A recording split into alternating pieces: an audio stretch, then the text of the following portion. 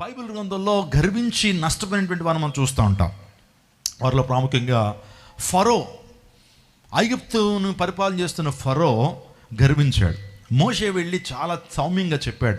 ఏమంటే, నా ప్రజలయ్యా వాళ్ళు, ఇశ్రాయేల్ ప్రజలు, నా దేవుడు నన్ను పంపించాడు, వాడిని విడిచిపెట్టాయి అని చాలా సౌమ్యంగా చెప్తే, గర్వించిన ఫరో ఏమన్నాడు తెలుసా?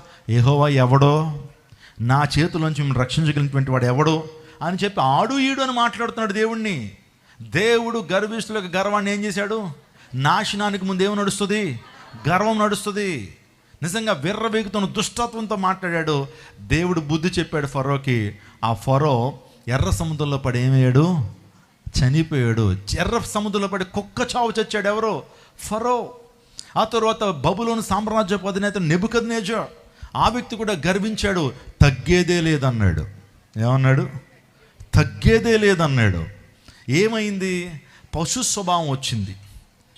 పిచ్చోడైపోయి, బుర్ర పాడైపోయి, మైండ్ చెడిపోయి, లిటరల్గా ఆ వ్యక్తి గడ్డి తినేస్తున్నాడు.